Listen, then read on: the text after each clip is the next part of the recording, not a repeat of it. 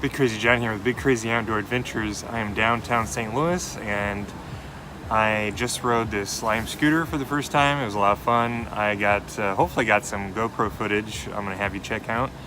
It's this new feature I haven't used before. It's called Hyperlapse, and it's just a 15 times speed time lapse, and it should have a lot more stability on it. So stay tuned.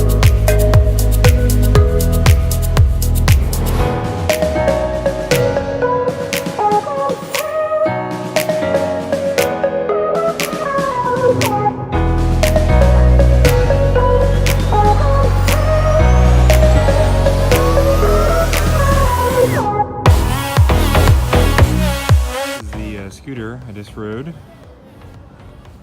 It's pretty easy. You just